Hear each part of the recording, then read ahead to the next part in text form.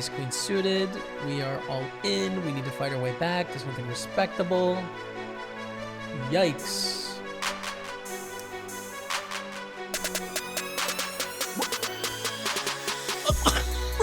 What? Yo, everyone, how's it going? And welcome back to another stream here on the PokerStaples channel. Thanks so much for joining me on this beautiful May 30th. We are starting the stream in the dark. I just woke up. We've got a bunch of satellites just like last week. 50 seats guaranteed into the 3200. 20 seats guaranteed in the 3200. Then there's a 10 seat. So we'll be playing as many of those 320s as we can. So that's what's up on Party Poker. Let's get a table going here as my raspy voice in the morning is just warming up. Yeah, definitely. Good dead money in the middle. Both of these two opponents are very unlikely to call strong hands, like super unlikely. So we're kind of sweating two people, and like nine's super profitable against those. So great spot. Looks like we are either behind or flipping here, but let's see. This is a nightmare. Get shoved on from Michael, and we call. Average stack where we make the money here is going to be, again, about 100,000. So being around 50,000 is where we're comfy. We're quite a ways from that. You know, we're okay to take some hands and go with it here, especially when we've got a great hand with ace king. We end up flipping, but we win the flip, which is nice. 1-6 tables, big pot here. It's huge. Call here with tens. I think definitely good enough.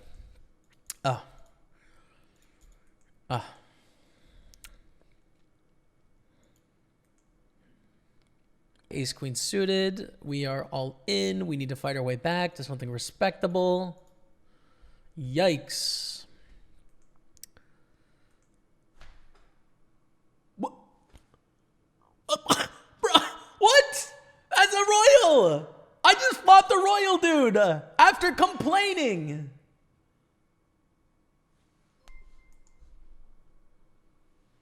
Oh my goodness, dude. That's the second time in my life, chat. That's the second time. The first time I was dabbing, the second time I was complaining. What the heck? Flop the royal. Both time hearts. You gotta love that. Ace king in the satellite. Top 10 get a seat. This one overlaid 800 bucks, which is nice. A little bit of value for the 104 of us that were in the tournament. But we're not in a great spot. Good luck. With 5 blinds, we're too short. Average stack when we get to the money is going to be like 9,500 chip or 95,000 chips. We're in 15K. We have a lot of work to do. We want to get up to the 50, 60 range, and then we'll feel a lot more comfortable. Ace king against ace 9. Good flop. Not a good turn. Good river, though. And we're doing just fine. Julian's all in, and we have sevens. This is a really tough spot, I think, because we are just trying to fold our way into the money. I don't think we actually call here. 10th place has 56K. We still have fold equity by shoving. Yeah, I'm going to fold. Oh, no. Absolutely not having sixes is so painful, dude. All right, we're down to 13, chat. We are in last. We are 3 away from the money, dude. 3 away. We're all in. We have some fold equity here, and we need to pick up these chips, so good luck. Do not want to call. This is the scariest moment for us. For back-to-back satellite bubbles, bro. We need this to get through. Now, Julian doesn't really want to call if they lose. They're back in the 90 range, and they're back in the, you know, in the swing of things. So they're not going to call super wide, but they can still call some hands. 8-9 suited, same thing, still in last. This hand's a little bit better than the last one. So we're all in. Again, less concerned about this one than the last one. Even though we're through 2 people, we have more fold equity, and our hand is just a little bit better. I mean, in the grand scheme of things, we had a higher card last time, but this one's a little bit more playable, a bit less likely to be dominated. All right, we got a new table. We're going to have to close and open the table in a second because it's not going to show our position. But we are 12 of 12. We're 2 off a seat right now, so we're on the bubble. I mean, this is just how you set up heartbreak again, dude. This is how you set up back-to-back heartbreak. We are right on the edge of bubbling this one again. We've got an opportunity to win. That'd be so hype. If we don't, it's going to be so hurtful. It really is, dude. Let's get a walk here, Daniel. Daniel, let's get a walk here, man. Oh, let's get a walk here, man. Okay, chat. Okay, dude. All right, we are 11 of 12. Daniel is shorter than us. There's also a stack at 51K, 58K, 67, 68. We're not in a good position, but we are alive. And here are the short stacks, you know? Going to be a fold. We're on the pure bubble. We are short a stack. We do need to shove here. It's quite a good hand. We're the shortest stack, and we're shoving through 2. They have to call super tight. We have an ace. If we pure bubble, I don't know how I would process it. I'm in a vulnerable place at this moment in time. I don't know how I can deal with this. But we get it through 58K. All right, chats. This one, I think a little bit closer because we don't have a blocker. But I'm assuming that people kind of know the score here, which is like we have to call kind of tight. There's 3 of us tied in last, and Jack-10 suited is quite good. And our opportunities to shove are going to become less and less, you know? Like next hand, we have to shove through 4 people. It's less of an awesome idea. In the big blind, we're going to get shoved into. In the small blind, someone's going to take the spot before us on the button, maybe, you know? So it's like, I think this is a spot we want to take, but we definitely don't want to call. I'll tell you that. 74,000. Queen-10 suited, not going to shove. This is where I draw the line, right? It's slightly better in the last hand, but now we have to shove through 4 people, and our stack situation relative to other people is now in a lot better position. So ace-10. So this will be a shove if it folds to us. We are in third last. Yvonne is one of the shorter ones, and then Diego on the other table. So I do think we need to get a shove through, and this is like a really great hand, you know? Obviously, if we get a call, it's a disaster, but most of the time we shouldn't, so it'll be okay. Nice. We're going through the blinds here, but we're tied with a bunch of people. We're really kind of tied with these 3.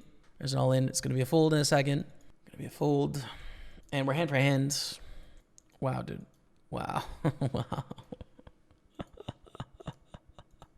Okay, we are in 10th, right? We need one person to bust. Diego has 3 blinds. If someone shoves before us, it's clear to me, fold. If it folds to us, I think we shove, being that we're through one person here. And if Diego doubles up, we become the short stack. So it's a really profitable chip EV spot, obviously. I think it's necessary to take the risk here, though. Diego's all in. I still think we go for it. We need Diego to win their pot. Okay, nice. We take it down 80,000. Whoo! Okay, chat. Danger, danger, danger, danger, chat. Dangerous times.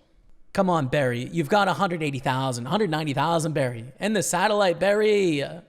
Queen, 5. Queen, queen, 5. Okay, we continue. Diego doubles up. I'm really glad I shoved, dude. We're on 80,000. There's 2 shorter stacks, 3 shorter stacks. They're all on this table. 77, 73, 68. And see, we're just rotating back to a slightly worse spot now. We're going to go through the blinds. I would say Alexander is in the worse spot than Andre. And we can't call here. I mean, Chippy V, we make money calling, but we lose money in actuality because if we lose here, we're the shortest stack by a lot. So we have to fold. Bro. How times have changed. I mean, we just got a huge rotato of chips, and now we are very vulnerable here. And I don't think we want to shove 8-3 and that our likelihood of getting called should be low, but they're still going to get called sometimes, I think, given that we're shoving 3 blinds, 2.8 blinds.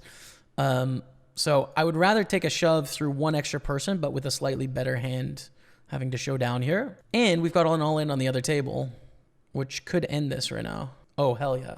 Come on, Barry. Barry, please. For $3,200, chat. It's a chunk of change here. Kings. Hold. Hold. Come on, let's go. Let's go. We got the ticket, baby. Philip Dietrich. Not an easy table here. I don't know Gavin by name. We get a raise and a call. We're going to call here with the ace-10. And that's the nuts. Oh, so good. Nuts is amazing. I think we want to play pure call here. Why do we want to play pure call? Because these are great players. They're going to be able to put us in tough spots where they have range advantages. And that would be the case here, right? They're going to expect regularly that we 3-bet with like kings and queens and jacks here quite often. They're also going to think that a smaller percentage of our range is going to have straights than theirs. So we see the worst turn in the deck, right? We went from having a super, super, super strong hand to now like, okay, we chop against someone probably. Bit of 11,000, we call. And an ace on the river. It brings in a flush, by the way. And we chop it up. Okay. Raise up ace-4 suited in the main event. So I'm going to 4-bet half the time here and folds. 4-bet or folds. And we're going to make it like 33,000, I think is fine. And we're going to call 4-5-7 on the flop. Bet small, not because we flopped a pair, but because like our range is saying, hey, I've got the nuts, you know, you keep betting. If they call, we've got probably a difficult spot of the turn that we have some equity to improve. And we're going to beat some of the things that they float with here. An 8 on the turn. I think probably check fold. I mean, we still have to give Gavin credit for having 10s, jacks, queens, kings, aces in the range. And then some hands have flopped well, like some suited hands that might have called the 4-bet or something like that. So it's a tricky spot, right? We're bluffing pre-flop, and then we flop some equity, which means on the river, we've got 10% to improve to what is likely the best hand with 2 pair or 3 of a kind. Oh, wow. Pog. We get the free card and we hit it. We're all in, of course. Of course we're all in. Well, how exciting. Unless we're getting slow rolled, but I don't think we are. I mean, I think it's pretty unlikely 8s and 7s and 5s, 3-bet us, or ace-6 suited. Although ace-6 suited could, but the likelihood they have ace-6 suited and they choose to slow roll, pretty low. Come on, chat, let's go. What a pog. And in the main event, we are going to c-bet here for a third. What an amazing turn for us. We bet again. We have a straight. Straights are pretty good. They lead for 2/3, which is interesting. I don't think there's value in a raise because they can have some flushes. And I don't think they're going to choose to lead call with 2 pair type hands. I think they'd lead fold. So yeah, I don't want to get stacked by a flush. And they choose 2/3. If they bet 1/3, I raise. 2/3 is more polar. I think we just call. Raise fold is an option too, but no, I think just call. I think we want to flat here some, 3-bet some. I'm going to go half-half. I'm going to 3-bet this time with our ace-king. And we're going to call from Christopher B. Jack 6-3 on the flop. We'll bet 13,750. 10 of clubs on the turn. It's interesting because we have the ace of clubs, right? I guess we'll keep betting here. We do put pressure on middling pairs, basically, like 9s, 8s, 7s, 5s, 4s, deuces. We put pressure on ace high that may have floated the flop, although some of those hands make flushes. Gonna call against Andre, raising in kind of early-ish position, right? Squeeze potential here. Christopher calls, still calling. Still just calling here, man. And Jareth calls as well. And we check.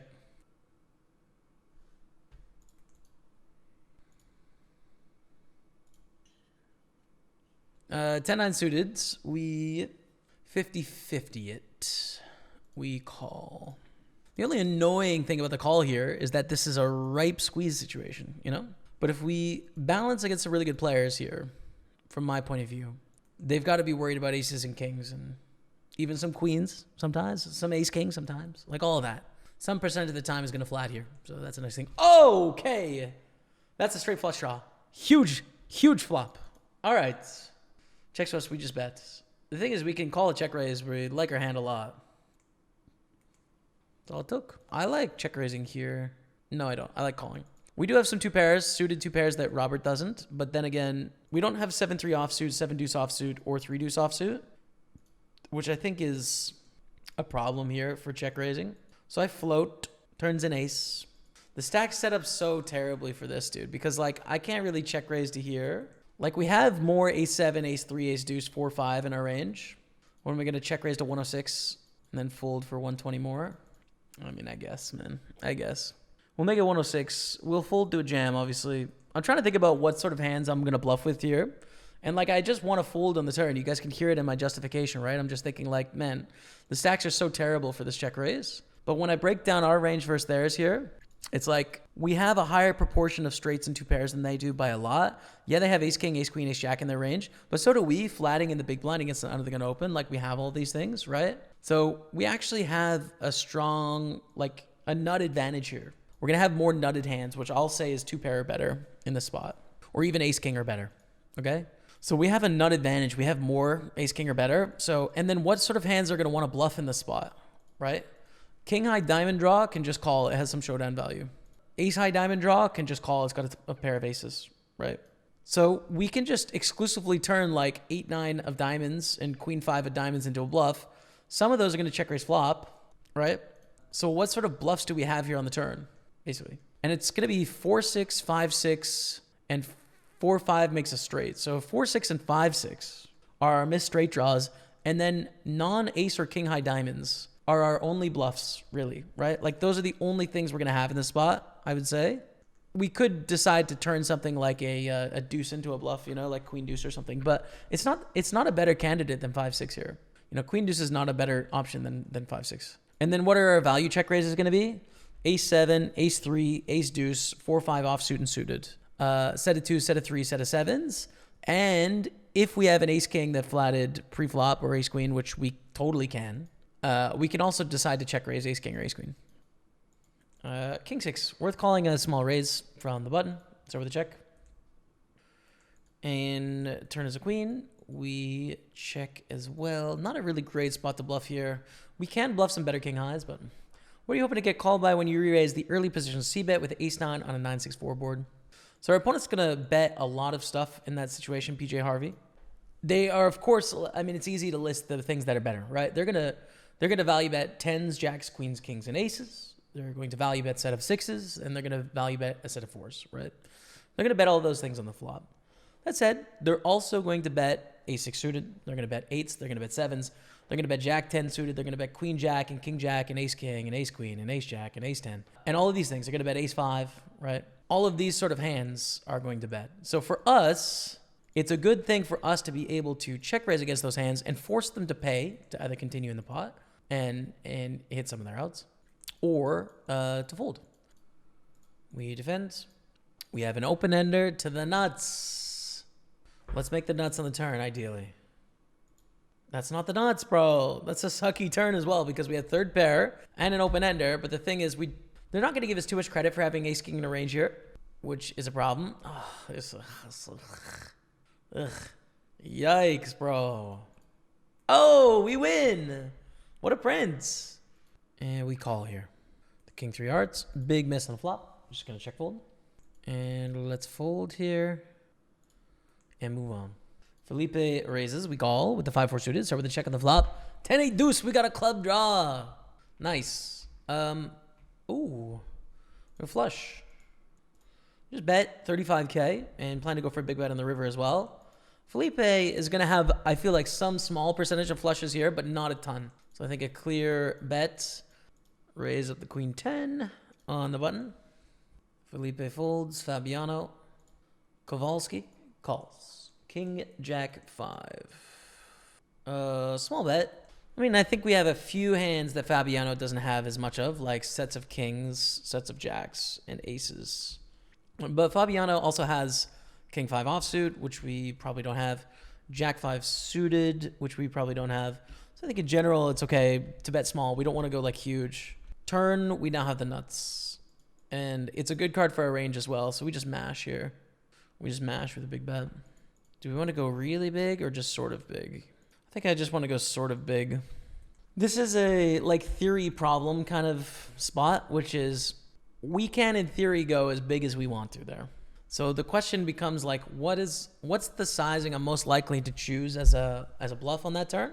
And like, I think in theory, probably 1.5x pot is good. You know, it's a good sizing because we're more likely to have ace king and ace jack and aces and kings and jacks than Fabiano.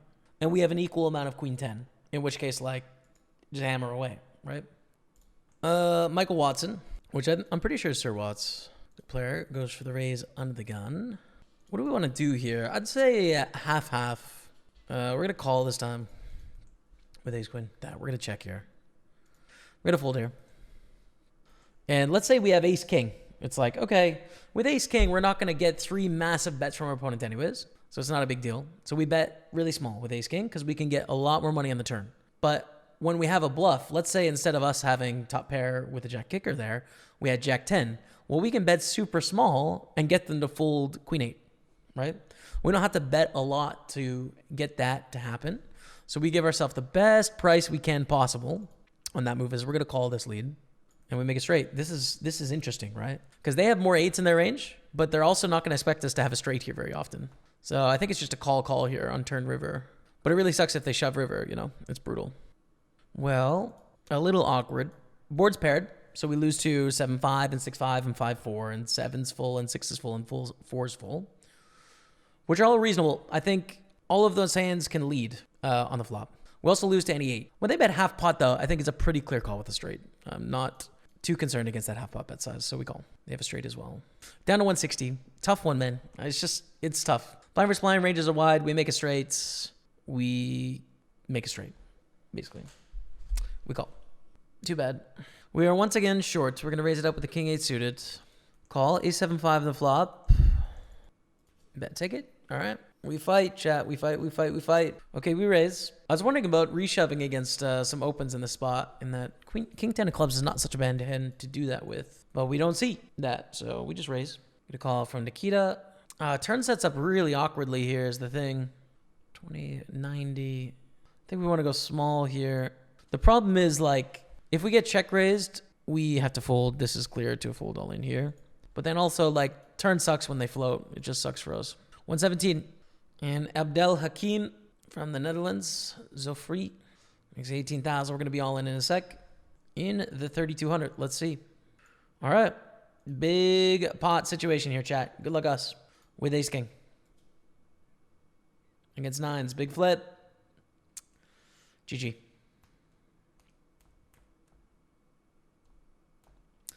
Not meant to be, guys. Not meant to be.